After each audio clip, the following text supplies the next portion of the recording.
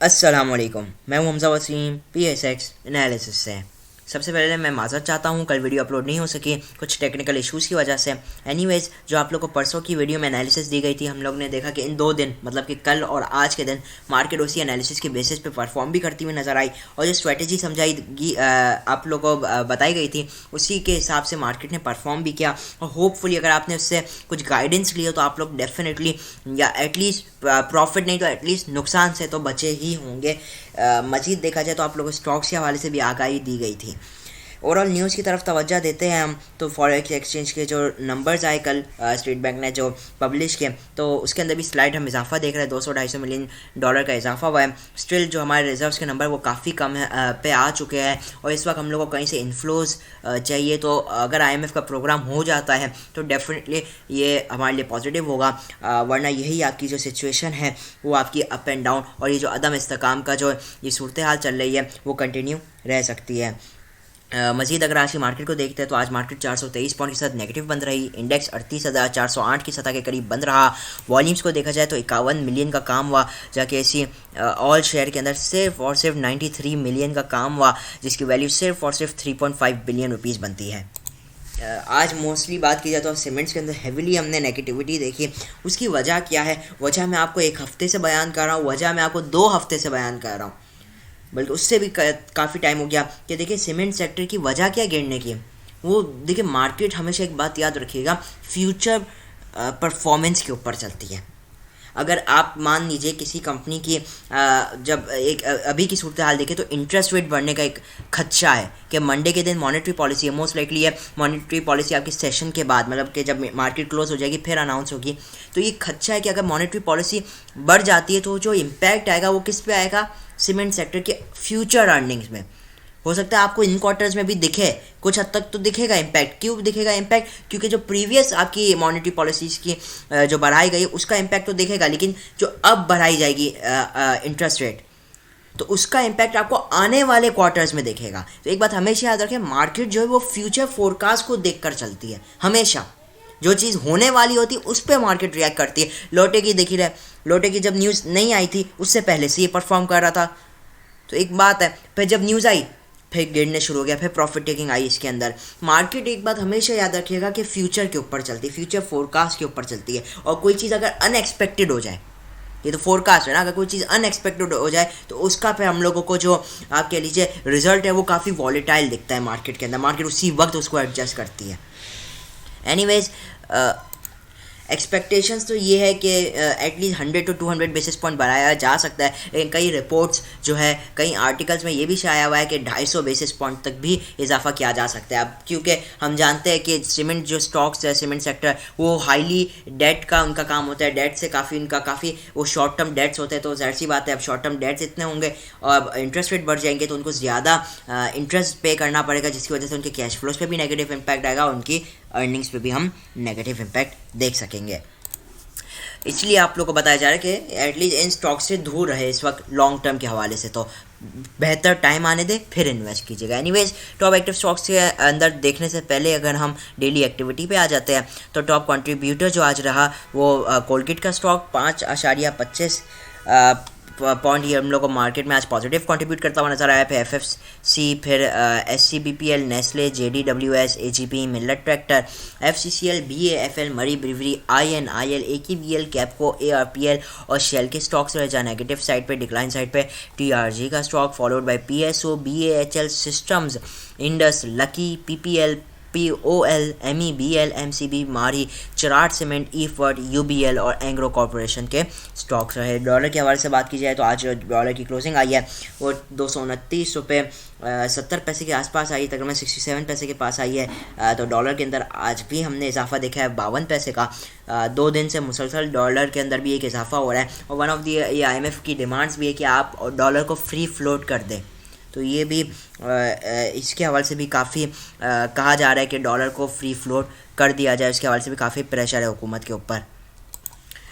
मजीद देखते हैं top active stocks के अंदर। तो पीपीएल का स्टॉक आज टॉप एक्टिव परफॉर्म करता हुआ नज़र आया। 83 लाख का तकरीबन काम हुआ। डब्ल्यूटीएल पीपीएल तकरीबन ₹1.16 नेगेटिव परफॉर्म करता हुआ नज़र आया। डब्ल्यूटीएल के अंदर 2 पैसे की गिरावट आई। 56 लाख का काम हुआ।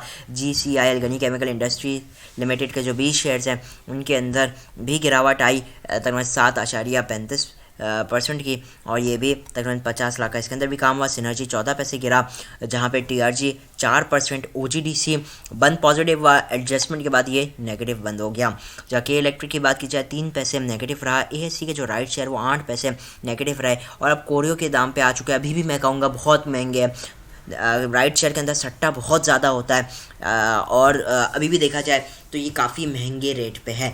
पीआरएल को देखा जाए तो 28 पैसे नेगेटिव आज परफॉर्म करता हुआ नजर आया। जहाँ एफसीसीएल फौजी सीमेंट मतलब इसके अंदर हम लोग ने अच्छी एक्टिविटी देखी, 13 पैसे पॉजिटिव परफॉर्म करता हुआ नजर आया। जब टॉप एडवांसेस के अंदर कुछ लिक्विड स्टॉक है जैसे जे टेक्सटाइल मिल हो गया, टीएसपीएल हो गया और जेएसआईएल, लेकिन ये इनके अंदर कुछ तो काम हुआ, लेकिन आम इन्वेस्टर आम ट्रेडर इनके अंदर काम नहीं करते। जहाँ टॉप डिक्लाइन साइड के अंदर देखा जाए तो एएससी का राइट शेयर 32% नेगेटिव रहा। एचआईसीएल ये भी तकरीबन 56 पैसे नेगेटिव रहा। फिर jubilee spinning and weaving mills के अंदर भी गिरावट रही। बाकी तो तकरीबन सभी लिक्विड स्टॉक है।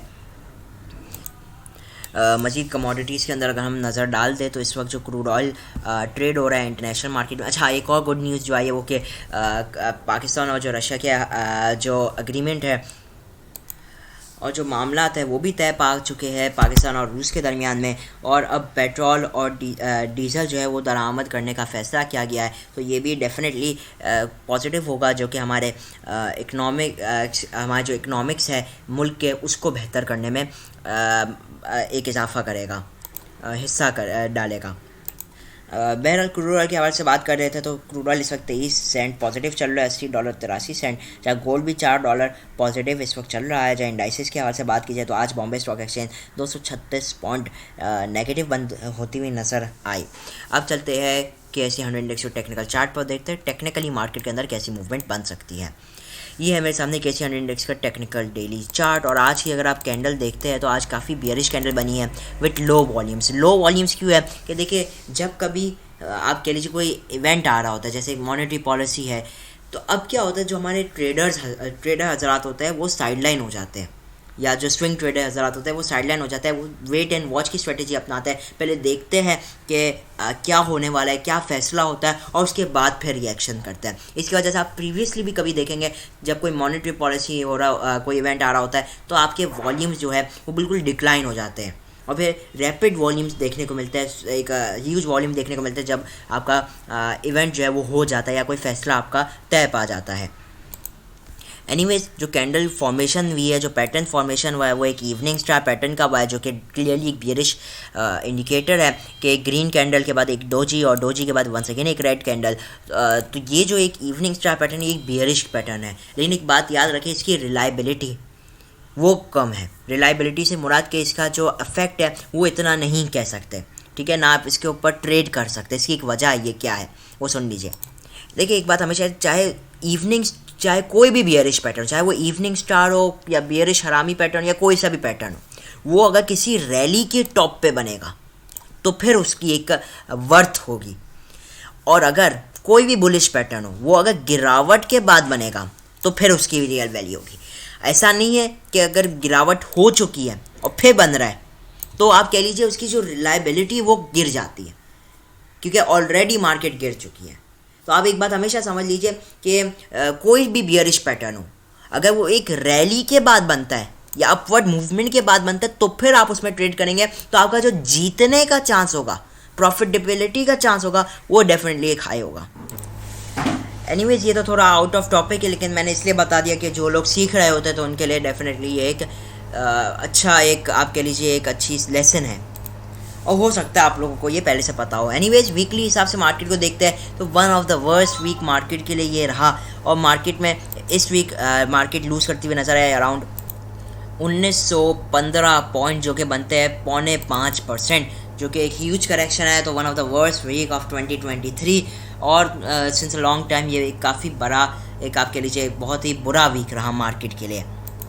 अब देखते हैं आगे का मार्केट का व्यू कैसे हो सकता है। देखिए, एक तो मैंने जैसे कहा मंडे का दिन जो है वो भी इसी तरीके से रहेगा, ठीक है। मार्केट में यही कम वॉल्यूम्स हम हो सकता है विटनेस करें, क्योंकि अब क्या आएगा, आपको मैंने वजह बताई कि आपकी मॉनेटरी पॉलिसी की अनाउंसमेंट है, और मोस्ट लाइकली मॉनेटरी पॉलिसी जैसे हम देखते हैं कि मोस्ट लाइकली सेशन के बाद ही होता है, तो उसका इम्पैक्ट आपको ट्यूसडे के दिन देखने को मिलेगा।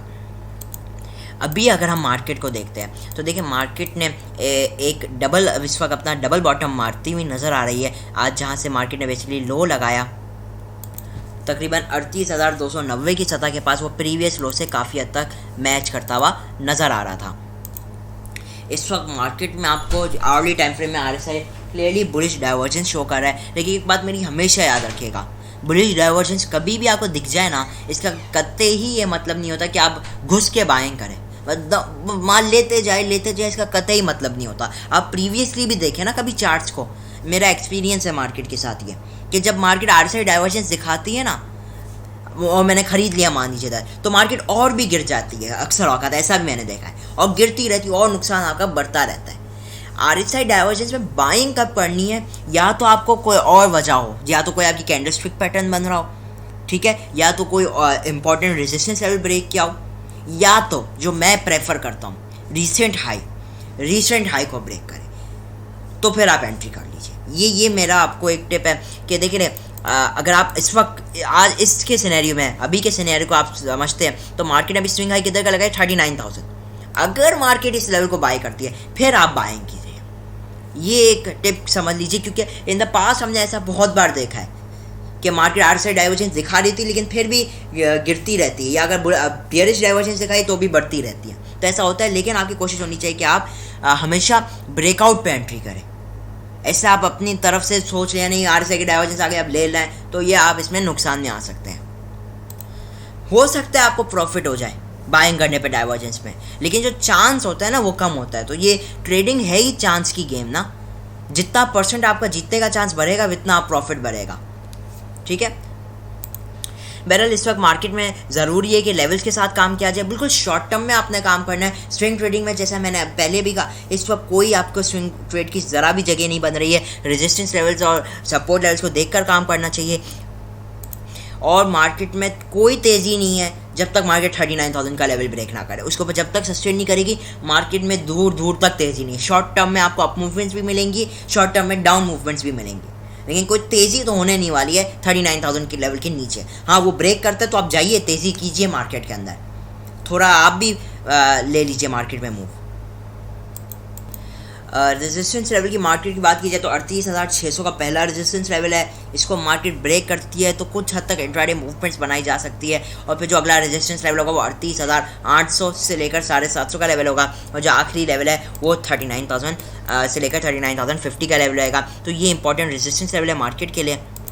RSI को देखा जाए इंट्राडे के अंदर तो once again highly oversold position के अंदर है, वही बात है, बुलिश डाइवर्जेंस आ रही है, लेकिन अगर यही बात मैं वंस अगेन रिपीट कर रहा हूँ, कुछ अप मूवमेंट्स आती है तो थोड़ा थोड़ा माल बेच कर काम करे। इंट्राडे में मूवमेंट्स मिलती है, खुश रहे उसमें और ज़्यादा लालच मत करें। इस वक्त जो सपोर्ट लेवल है मार्केट का, वो पहला जो सपोर्ट लेवल जो मार्केट आज भी जिससे सपोर्ट लेती हुई नजर आई वो 38,250 से लेकर 300 का लेवल है। ये ब्रेक होता है तो डायरेक्टली मार्केट का जो अगला लेवल आएगा वो 38,000 का होगा, जो कि 50% रिट्रेसमेंट लेवल भी है, और उसके बाद जो लेवल आएगा वो 37,800 और 37,500 के लेवल्स होंगे, और उसके नीचे जो मेन बिग लेवल है वो 37,000 का once again new psychological level रहेगा।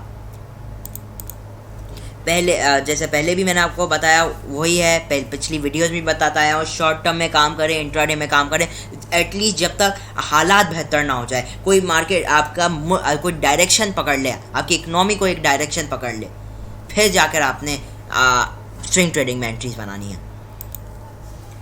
तो ये थी आज की मुख्तसर सी वीडियो। उम्मीद करता हूँ वीडियो अच्छी लगी हो। जो बताया जा रहा है उसी के ऊपर अमल कीजिएगा। शॉर्ट टर्म में आप इंट्राडे में देख सकते हैं, अच्छे स्टॉक्स देख सकते हैं, जैसे टेक्नोलॉजी में एवीएन अगर डिप पे आता है, मान लीजिए 61 इन लेवल्स के पास आता है, 60-61, इधर आपने ट्रेड का चांस बना लिया। ATRL के अंदर इंट्राडे की अपॉर्चुनिटीज़ फाइंड कर सकते हैं, बहुत अच्छा स्टॉक है।